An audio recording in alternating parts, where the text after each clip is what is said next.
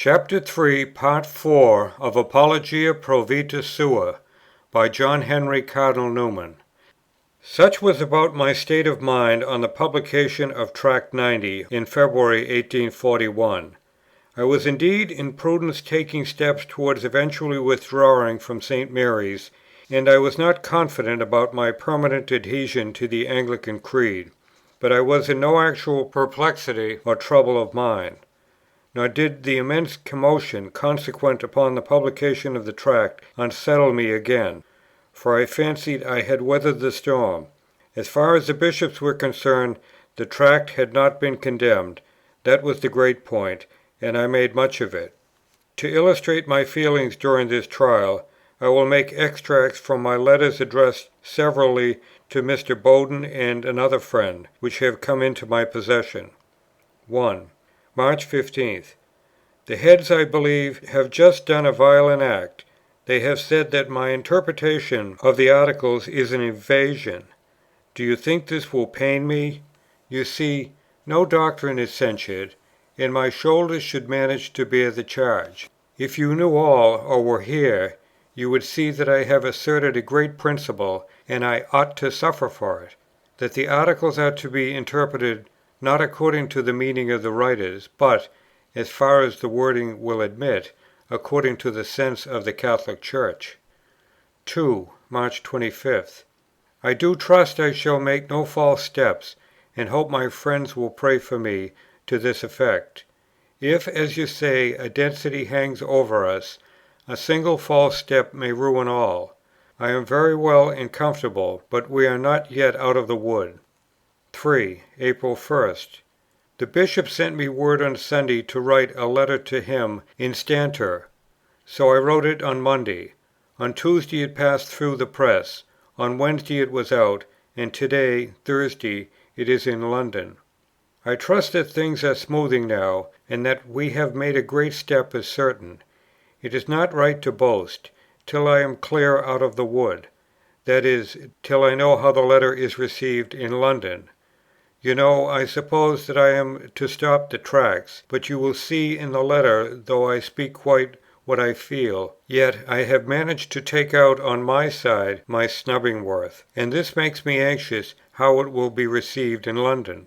I have not had a misgiving for 5 minutes from the first, but I do not like to boast, lest some harm come.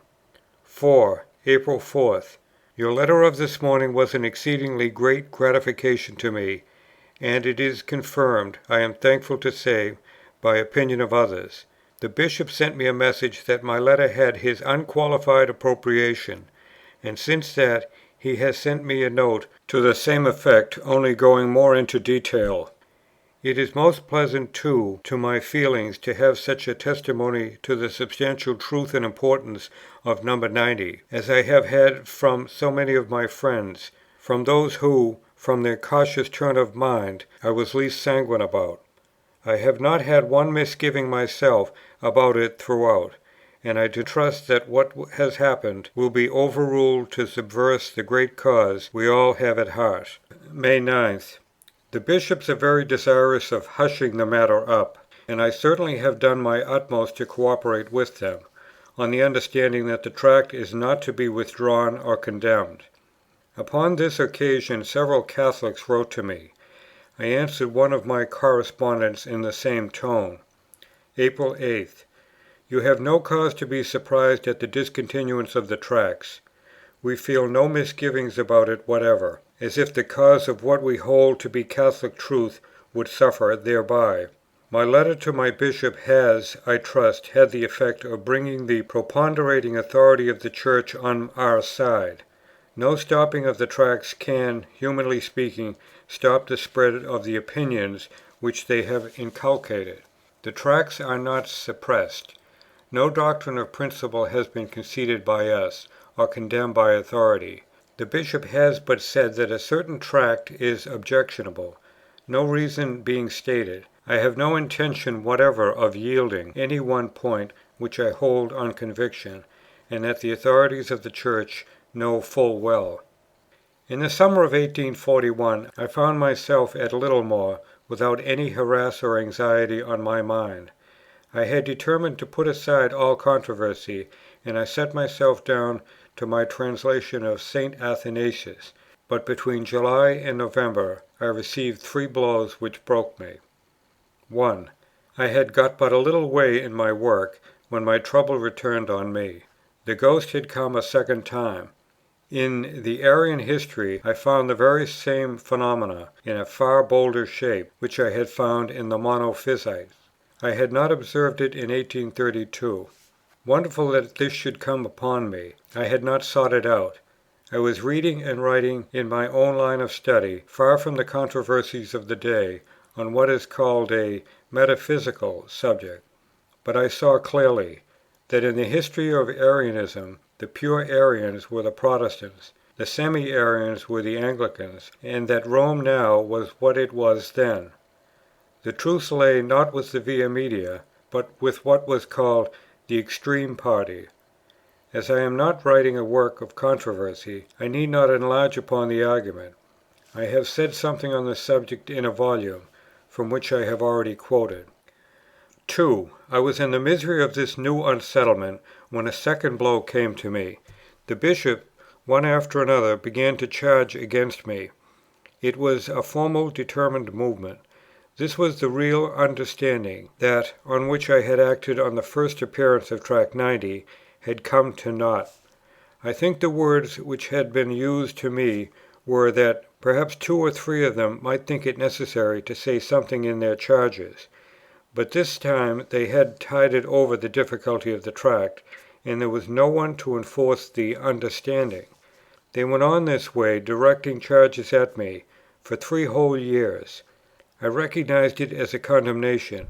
It was the only one that was in their power. At first I intended to protest, but I gave up the thought in despair. On October 17th I wrote thus to a friend: "I suppose it will be necessary in some shape or other to reassert Tract 90, else it will seem after these Bishops' charges as if it were silenced, which it has not been, nor do I intend it should be. I wish to keep quiet, but if Bishops speak, I will speak too. If the view were silenced, I could not remain in the Church, nor could many others; and therefore, since it is not silenced, I shall take care to show that it isn't." A day or 2 after October 22nd, a stranger wrote to me to say, that the Tracts for the Times had made a young friend of his a Catholic, and to ask, would I be so good as to convert him back? I made answer: "If conversions to Rome take place in consequence of the Tracts for the Times, I do not impute blame to them, but to those who, instead of acknowledging such Anglican principles of theology and ecclesiastical polity as they contain, set themselves to oppose them. Whatever be the influence of the Tracts, great or small, they may become just as powerful for Rome, if our Church refuses them, as they would be for our Church if she accepted them. If our rulers speak either against the Tracts or not at all, if any number of them not only do not favour, but even do not suffer the principles contained in them, it is plain that our members may easily be persuaded either to give up those principles or to give up the Church. If this state of things goes on, I mournfully prophesy, not 1 or 2, but many secessions to the Church of Rome." 2 years afterwards, looking back on what I had passed, I said, there were no converts to Rome till after the condemnation of No. 90. 3. As if all this were not enough, there came the affair of the Jerusalem Bishopric, and with a brief mention of it I shall conclude. I think I am right in saying that it had been long a desire of the Prussian Court to introduce Episcopacy into a new evangelical religion, which was intended in that country to embrace both the Lutheran and Calvinistic bodies. I almost think I heard of the project when I was at Rome in 1833, at the hotel of the Prussian minister M. Bunsen, who was most hospitable and kind as to other English visitors, so also to my friends and myself. The idea of Episcopacy, as the Prussian king understood it, was, I suppose, very different from that taught in the Tractarian school; but still I suppose also that the chief authors of that school would have gladly seen such a measure carried out in Prussia, had it been done without compromising those principles which were necessary to the being of a Church. About the time of the publication of Tract 90, M. Bunsen and the then Archbishop of Canterbury were taking steps for its execution, by appointing and consecrating a bishop for Jerusalem. Jerusalem, it would seem, was considered a safe place for the experiment. It was too far from Prussia to awaken the susceptibilities of any party at home. If the project failed, it failed without a harm to any one, and if it succeeded, it gave Protestantism a status in the East, which, in association with the Monophysites, or Jacobite, and the Nestorian bodies, formed a political instrument for England, parallel to that which Russia had in the Greek Church, and France in the Latin. Accordingly, in July 1841, full of the Anglican difficulties on the question of Catholicity, I thus spoke of the Jerusalem scheme in an article in the British Critic: "When our thoughts turn to the East, instead of reconciling that there are Christian churches there, we leave it to the Russians to take care of the Greeks, and the French to take care of the Romans, and we content ourselves with erecting a Protestant church at Jerusalem, or with helping the Jews to rebuild their temple there, or with becoming the august protector of the Nestorians, Metaphysites, and all the heretics we can hear of, or with forming a league with the Mussulmen against Greeks and Romans together. I do not pretend so long after the time to give a full or exact account of this measure in detail. I will but say that the Act of Parliament under the date of October 5, 1841, if the copy from which I quote contains the measure, as it passed the House, provision is made for the consecration of British subjects, or the subjects or citizens of any foreign state, to be bishops in any foreign country, whether such foreign subjects or citizens be, or be not subjects or citizens of the country in which they are to act, and without requiring such of them as may be subjects or citizens of any foreign kingdom or state to take the oath of allegiance and supremacy, and the oath of due obedience to the Archbishop for the time being. Also, that such bishop or bishops so consecrated may exercise, within such limits as may from time to time be assigned for that purpose in such foreign countries by Her Majesty, spiritual jurisdiction over the ministries of British congregations of the United Church of England and Ireland, and over such other Protestant congregations as may be desirous of placing themselves under his or their authority." Now here, at the very time that the Anglican bishops were directing their censure upon me for avowing an approach to the Catholic Church, not closer than I believe the Anglican formularies would allow, they were, on the other hand, fraternizing by their act or by their sufferance with Protestant bodies, and allowing them to put themselves under an Anglican bishop, without any renunciation of their errors or regard to their due reception of baptism and confirmation, while there was great reason to suppose that said bishop was intended to make converts from the Orthodox Greeks and the schismatical Oriental bodies, by means of the influence of England.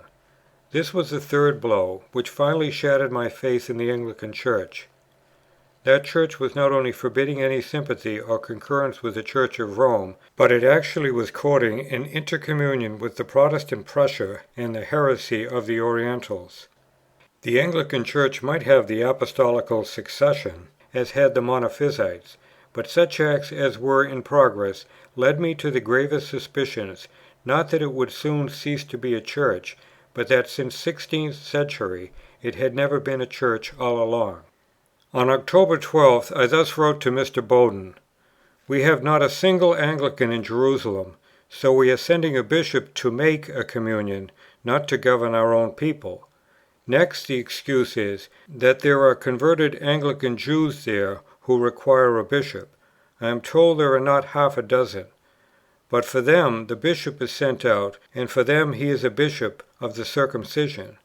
(I think he was a converted Jew who boasted of his Jewish descent), against the Epistle to the Galileans pretty nearly.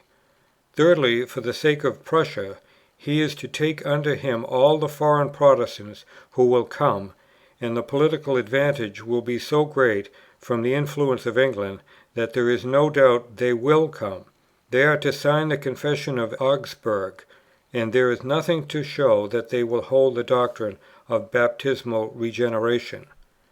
As to myself, I shall do nothing whatever publicly, unless indeed it were to give my signature to a protest.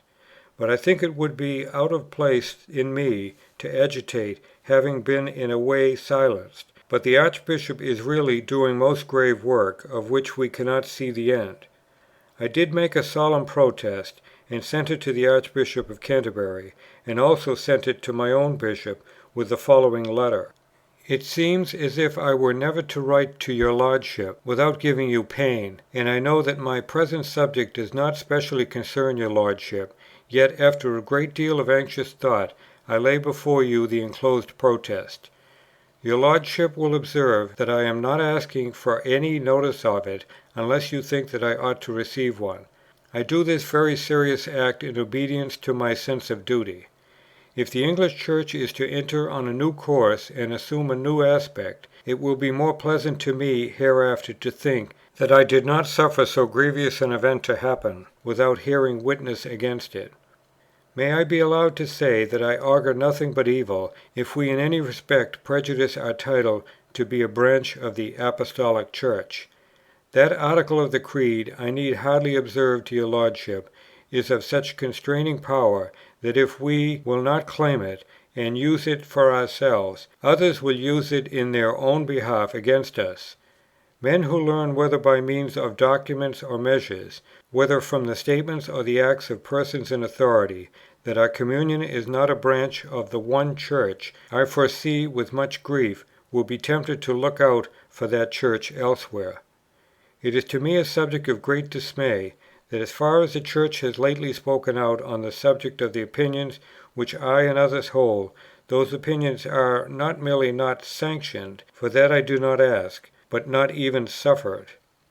I earnestly hope that your Lordship will excuse my freedom in thus speaking to you of some members of your most reverend and right reverend body, with every feeling of reverent attachment to your Lordship. I am, etc. Protest. Whereas the Church of England has claimed on the allegiance of Catholic believers only on the ground of her own claim to be considered a branch of the Catholic Church, and whereas the recognition of heresy, indirect as well as direct, goes far to destroy such claim in the case of any religious body, and whereas to admit maintainers of heresy to communion without formal renunciation of their errors goes far towards recognizing the same, and whereas Lutheranism and Calvinism are heresies repugnant to Scripture, springing up 3 centuries since and anathematized by East as well as West, and whereas it is reported that the most reverend primate and other right reverend rulers of our Church have consecrated a bishop with a view of exercising spiritual jurisdiction over Protestant, that is, Lutheran and Calvinist congregations in the East, under the provisions of an Act made in the last session of Parliament to amend an Act made in the 26th year of the reign of His Majesty King George III, entitled An Act to empower the Archbishop of Canterbury or the Archbishop of York for the time being to consecrate to the office of bishop persons being subject or citizens of countries out of His Majesty's dominions, dispensing at the same time, not in particular cases and accidentally, but as if on principle and universally, with any abjuration of error on the part of such congregations, and with any reconciliations to the Church on the part of the presiding bishop, thereby giving some sort of formal recognition to the doctrines which such congregations maintain. And whereas the dioceses in England are connected together by so close an intercommunion, that what is done by authority in one immediately affects the rest, on these grounds, I, in my place, being a priest of the English Church, and vicar of St. Mary's the Virgin, Oxford, by way of relieving my conscience, do hereby solemnly protest against the measure aforesaid, and disown it, as removing our Church from her present ground, and tending to her disorganization. John Henry Newman, November 11th, 1841. Looking back 2 years afterwards on the above-mentioned and other acts on the part of Anglican ecclesiastical authorities, I observed, "Many a man might have held an abstract theory about the Catholic Church, to which it was difficult to adjust the Anglican, might have admitted a suspicion, or even painful doubts about the latter, yet never have been impelled onward, had our rulers preserved the quiescence of former years. But it is the corroboration of a present, living, and energetic heterodoxy that realizes and makes such doubts practical. It has been the recent speeches and acts of authorities, who had so long been tolerant of Protestant error, which has given to inquiry and to theory its force and its edge. As to the project of a Jerusalem bishopric, I never heard of any good or harm it has ever done, except what it has done for me, which many think a great misfortune, and I one of the greatest of mercies. It brought me on to the beginning of the end."